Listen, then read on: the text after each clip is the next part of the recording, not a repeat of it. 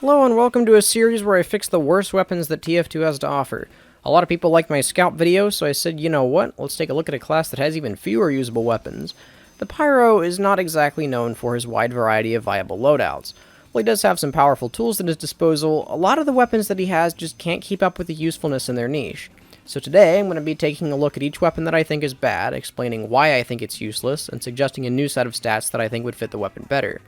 Also, unlike last time, I'm not only going to look at what needs fixed, but I'm also going to look at what doesn't need fixed. I think it's important to mention why I didn't put a seemingly useless weapon on the list. So anyway, let's see what can be done to restore Pyro's arsenal. The Pyro has a pretty polarizing set of primaries. While most of his weapons perform extremely well when used correctly, a few of them feel completely overshadowed by the meta-defining weapons that everyone would much rather use instead. A great example of this is the Backburner. The Backburner isn't necessarily bad, but it's never really a first choice for a primary either. So, to strengthen its niche, I'd give it these stats. Not a whole lot would really change, but the increased ammo capacity would strengthen its role as a damage-based flamethrower, as well as slightly offsetting the overly impactful downside it currently has. And like I said, the weapon isn't in a bad spot as it is. The ammo increase, though, would go a long way into giving it something unique, even if it would only be primarily used in MVM. Also, I do want to look at the Degreaser really fast. The Degreaser is perfectly fine where it is, so don't get mad at me for putting it on the list, or I guess it would be perfectly fine where it is if it worked as intended. Right now, the switch speed increase doesn't actually take effect if you're switching through weapons quickly. In order for you to be able to get the higher switch speed, you have to let the animation for the Degreaser completely finish, which defeats the point of having a faster switch speed in the first place in some situations. Making the switch speed constant would make this weapon feel a whole lot better to use. Now, some of you who played the game back in 2016 still remember the war crimes that were committed by the reserve shooter, and those of you who played it back in 2014 and earlier still probably wake up in cold sweats thinking about it. The problem that the reserve shooter had is that its old gimmick, which was mini crits on airborne targets, was way too powerful for a mobility-based shooter. The problem with it now, though, is that the gimmick is way too situational for anyone to realistically use, especially since Pyro doesn't benefit from its main effect at all.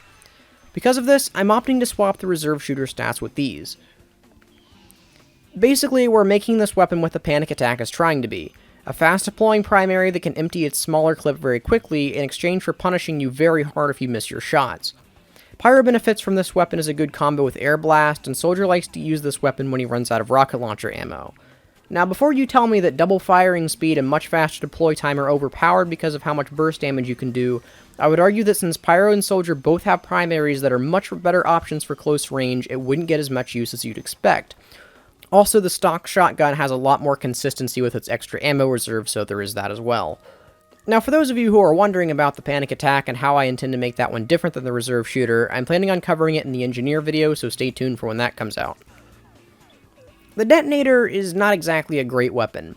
It's stuck in sort of a halfway point between the flare gun and the scorch shot. The flare gun does more damage on direct hits, and the scorch shot is much easier to hit with its extended blast, so the Detonator ends up being a subpar choice to each when fighting enemies. However, there is still one thing that people willingly choose the Detonator for, and that's mobility.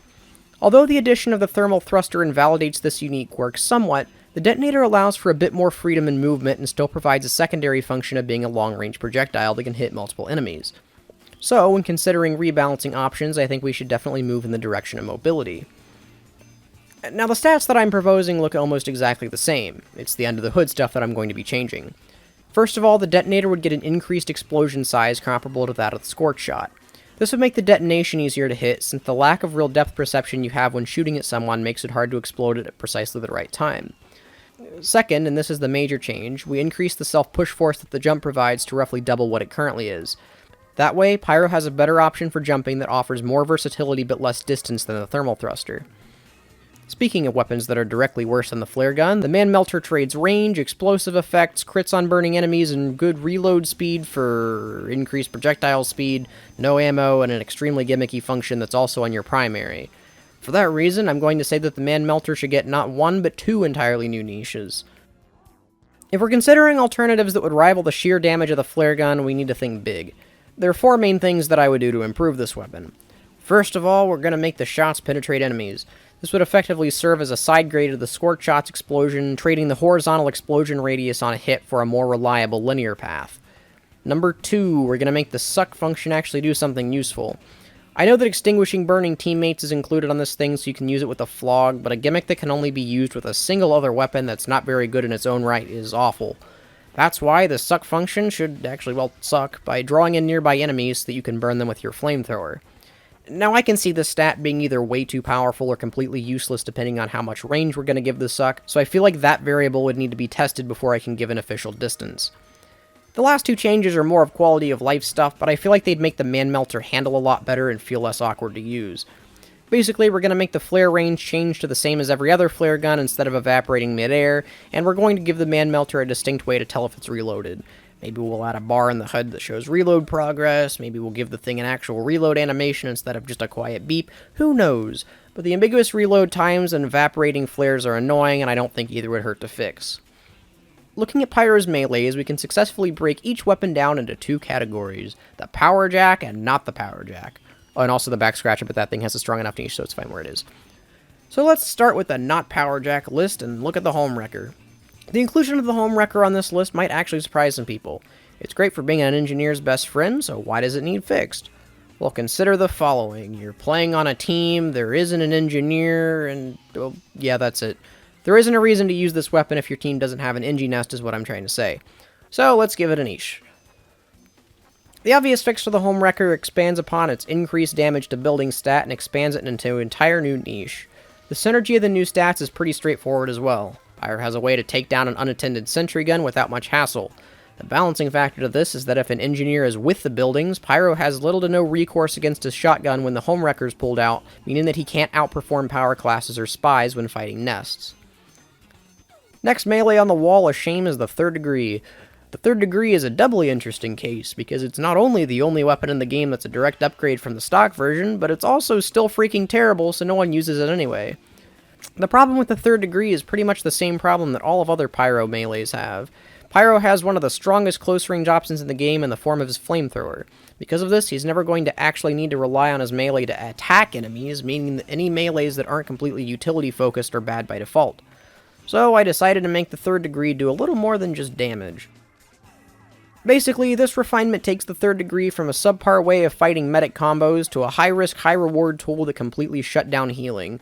If you're able to land a hit on either the medic or the patient, you can cripple a medic's healing potential and make the pair easier for your team to take down. Alternatively, if you're fighting someone head-to-head, you can weaken their ability to take advantage of health packs or self-healing. Now, while this does seem ridiculously broken at first, remember two things. Number one, you actually have to land a hit on someone for this to take effect, which is very difficult to do as a Pyro. And number two, you can just hold down M1 on the enemy, and you're going to burn them faster than their ability to heal would even matter. So I think this thing more or less balances itself, but as always, I'd need to see gameplay testing before I can say that. The last two weapons I'm going to fix are some of the worst weapons that Pyro can use. The first of these weapons is the Extinguisher. Although this weapon used to be the golden standard of Pyro melees back in the day, rivaling even the Power Jack itself, the various nerfs over the years have brought this thing to its knees and rendered it nearly useless. Outside of it not being the Power Jack, the Extinguisher is arguably worse than the stock Fire Axe at this point. Even though you get the mini crits on burning enemies, the weapon has a damage penalty, meaning that the bonus damage is almost completely cancelled out unless you've already done a ton of damage to them. Additionally, it's much faster and easier to just hold left click on someone than it is to set them on fire, take out your axe, hit them, put away your axe with its slower holster time, and pull out your flamethrower again so you can start the process over. So because of this, I have two possible solutions to the weapon. Number one is this. Option 1 basically is just to return the Extinguisher to its glory days. The problem it had back then is that it was way too strong with the Degreaser, but now that the Degreaser is nerfed, it might be time to restore the stats. Alternatively, if we wanted to keep the theme going that it has now, we could make a few slight adjustments. Option 2 keeps the overall same feel as the current iteration, but increases the effectiveness of a lot of its stats. By turning mini crits into full crits, making the speed boost apply to every hit instead of just burning enemies, and removing the holster penalty entirely, the Extinguisher still wouldn't be a top tier meta weapon, but it would introduce enough of a reason to warrant using this on occasion. Finally, let's discuss the absolute worst weapon in the game. No, I am not exaggerating when I say that. The Sharpened Volcano Fragment is so incredibly bad that I was sitting here thinking of positive things to say about it for like 5 minutes. The closest that I can possibly get is that the weapon is not the absolute worst choice to use in medieval mode.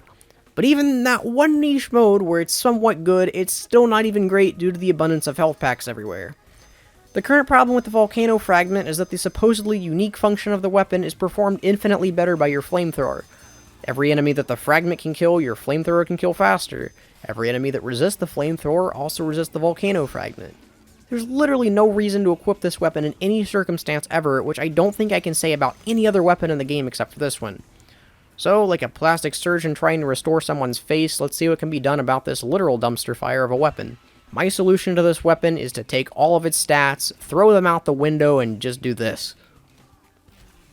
The Sharpened Volcano Fragment has become a meme. Therefore, I'm going to pretty much treat it like a meme. This set gives the Sharpened Volcano Fragment a power not dissimilar to the Explode on Ignite power-up in MVM. The explosion itself would do around 100 mini-crit damage to the target, causing mini-crit afterburn to everyone it hits, with the duration being based on how close they were, and do knockback to enemies similar to how the rocket launcher works. Now, I'm going to be honest, I have no idea how balanced this would end up being. It might be crazy powerful, or it might be completely useless depending on how we tune specific stats. Either way, I feel like this change would make a weapon actually very fun to use. It would kind of give it a feel that screams Reddit montage. And let's be real, there wasn't a whole lot that I had to work with when redesigning this weapon, so what else was I really going to do? Okay, now that I have all the weapons that I'm redesigning out of the way, I want to make a brief mention of why I didn't put certain weapons on the list. The Flagistinator is a weapon that a lot of people think is either incredible or terrible. While not having Air Blast sucks for sure, Pyro can get some of the highest DPS in the game with the Flog's charge ability. Although the lack of an Air Blast makes this weapon not competitively viable in any way, the Flog serves its purpose as a pub destroyer well enough that I don't think it really needs changing either way. The Gas Passer is another weapon that has a very niche use that's incredibly good. This thing carries MVM games so hard that people are actually upset that people are using it. The only thing about it is that I've never really seen it outside of MVM ever. I really don't know how to change this weapon either, other than maybe making it deal more afterburn damage or something like that. Now, before people get on me for saying that a weapon is completely fine because it has a use in 1 or 2 modes, remember that Valve themselves designs weapons with a similar philosophy. The Pain Train, for example, is only usable in payload and control points. Now, I'm not saying the Pain Train is a good weapon, don't get me wrong, I'm just saying that having different weapons for different modes is fine as long as they're fairly viable in those modes. Not every weapon has to be a competitive tier weapon usable in every situation, and not every weapon is going to be perfect in pubs either, so I think it's good to give a balance. Anyway, stock melee is also going to remain untouched in this video because I don't want to start the trend of messing with stock weapons, and then I guess by extension the Lollipop is going to be skipped as well. The Neon Annihilator is just on the edge of being a bad weapon, but I feel like it's actually pretty good in the water-heavy maps from what I've experienced, so I don't feel the need to change much about it. Dragon's Fury, I could see where changes would be necessary, but I really don't know what to even say about it. I tried out the Dragon's Fury in a video fairly recently, and I had fun with it. I really don't know what changes we could give this that would make it more or less viable, so I'm going to keep it as it is. Finally, the Hot Hand I know has the same problems as stock melee, but it's supposed to be a meme weapon where you slap people. I'm really not too concerned about making the Hot Hand of all weapons competitively viable, so it's going to stay as it is. The Pyro probably has the least amount of viable weapons out of any class. Redesigning weapons for him was actually really fun, and I think the rebalances that I gave everything would go a long way into making the class actually fun and interesting to play.